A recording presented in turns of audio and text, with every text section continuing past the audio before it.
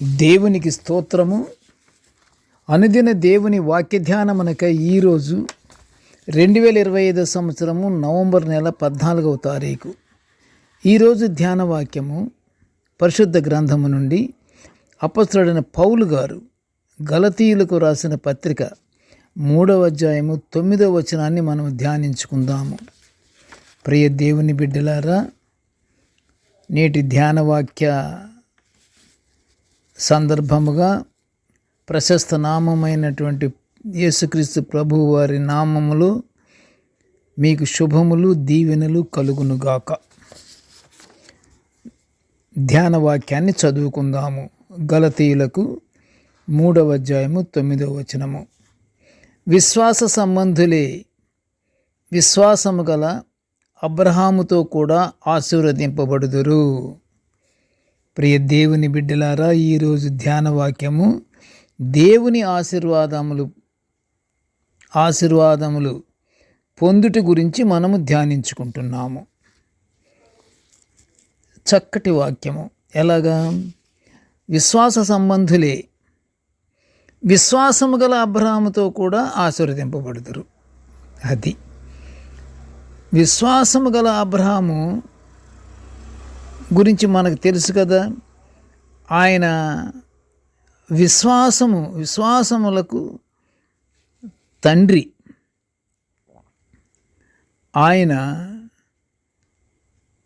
ఆయనలాగే విశ్వాసము కలిగినటువంటి వాళ్ళు కూడా అబ్రహాముతో కూడా ఆశీర్వదింపబడు. అబ్రహాముకి ఎలాంటి ఆశీర్వాదం ఇవ్వబడిందో విశ్వాసము గల ప్రతి ఒక్కరికి కూడా అలాంటి ఆశీర్వాదమే పొందుకుంటారు. ప్రభువు ప్రతి ఒక్కరికి అబ్రహామునకు ఇచ్చినటువంటి ఆశీర్వాదాలు ప్రతి విశ్వాసికి కూడా అనుగ్రహిస్తాడు అని అర్థం ఈ వాక్యానుసారము. మన దేవుడు ఎల్లప్పుడూ ప్రతి విషయంలోనూ ఆశీర్వదించే దేవుడు. ఆశీర్వాదమునకు మనలను వారసులుగా చేసిన మన తండ్రికి స్తుతులు మనము చెల్లించాలి. మొదటగా దేవుడు అబ్రహామును ఆశీర్వదించినట్లు పరిశుద్ధ గ్రంథము సెలవిస్తుంది. ప్రతి మనిషి విశ్వాసము కలిగి ఉండాలి.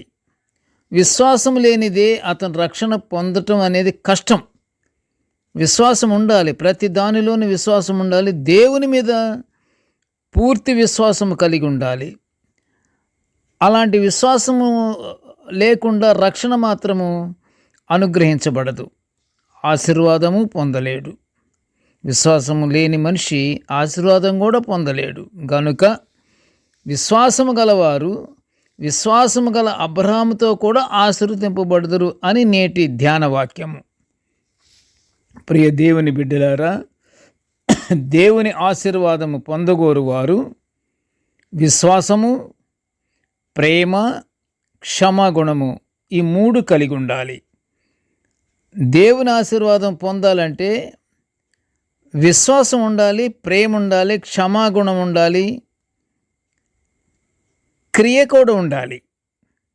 క్రియ లేనిదే ఏది పనికిరాదు. ఒక్క విశ్వాసం ఉంటే సరిపోదు, విశ్వాసానికి తగినట్లుగా క్రియారూపము కూడా చెంది ఉండాలి. ప్రతి మనిషి దేవుని ఆశీర్వాదాలలో ప్రథమ మెట్టు ఫలించుట.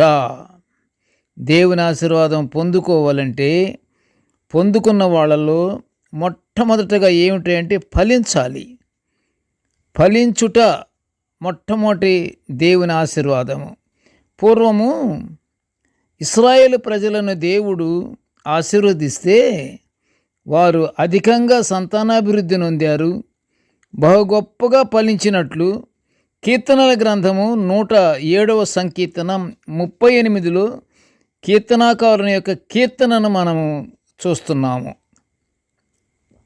దేవుడు సమస్త సృష్టిని, జీవరాశులను, మానవాళిని సృజించిన తరువాత వారు ఫలించి అభివృద్ధి చెందండి అని దేవుడు ఆశీర్వదించినట్లు ఆదికాండము 1:28 వ్రాయబడి ఉన్నది. ప్రియ దేవుని బిడ్డలారా, మనుషులు ఫలించుట కొరకే సృష్టింపబడినట్లుగా సెలవివ్వబడుతుంది.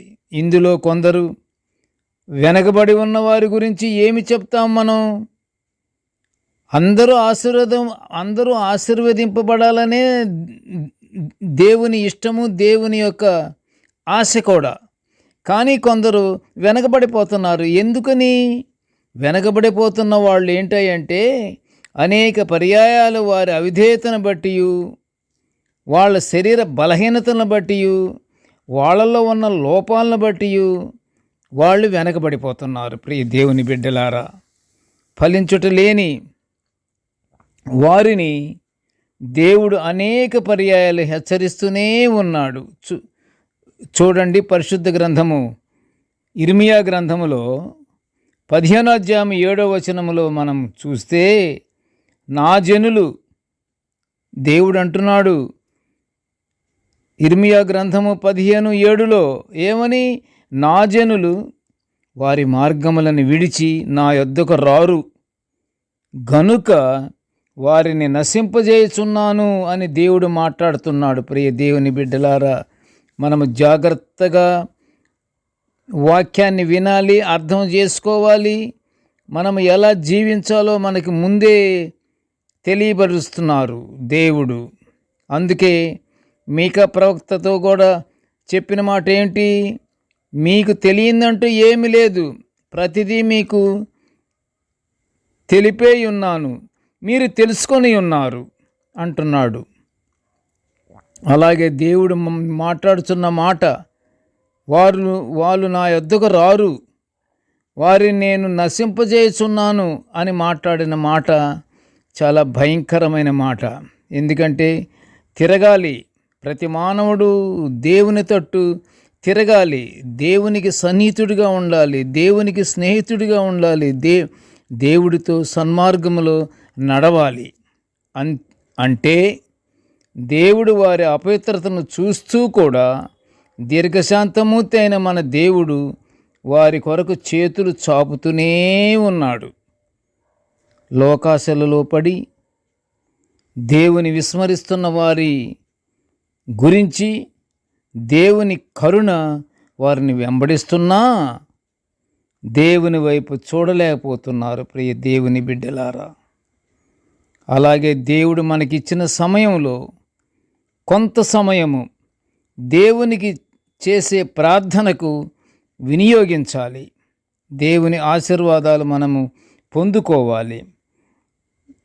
టైము ప్రతి ఒక్కరికి దేవుని యందే నిమగ్నమై దేవుని యొక్క కరుణను, దేవుని యొక్క కృపను, దేవుని యొక్క తలాంతును మనము పొందుకుంటూ నిత్య ప్రార్థనలతో మనము పరలోకాశీర్వాదాలు పొందుకుందాము. ప్రార్థన చేసుకుందాము. కృపగల తండ్రి, జీవముగల నాయనా, నీకు స్తోత్రములు తండ్రి. నీ యొక్క దివ్యమైన వాక్యాలను మేము నిత్యం ఇలా ధ్యానించుకునే ఈ గొప్ప భాగ్యాన్ని మాకు అనుగ్రహించినందులకు నీకు ఘనమైన స్తోత్రములు స్తోత్రములు స్తోత్రములు తండ్రి. ప్రభువా, నేటి ధ్యాన వాక్యాన్ని వినుచున్న ప్రతి బిడ్డను ఆశీర్వదించయ్యా. ప్రభువా, మేము ఫలించుట కొరకే దేవా నువ్వు మమ్మల్ని సృష్టించి మమ్మల్ని దేవా సన్మార్గములో నడిపించాలని దేవా నీ యొక్క కృపను బట్టి మేము తప్పకుండా నీ మార్గంలోనే మేము నడుచుకునే భాగ్యాన్ని మాకు అనుగ్రహించి ప్రతి ఒక్కరము తండ్రి నీ బిడ్డలుగా మేము ఉండే భాగ్యాన్ని మాకు అనుగ్రహించమని ఈ మనవులన్నీ యేసయ్య పుణ్య నామమున వినయముగా వేడుకొనుచుంటున్నాము తండ్రి. ఆమెన్. దేవుడు మనల్ని అందరినీ బహుగా దీవించుగాక. Amen, amen, amen.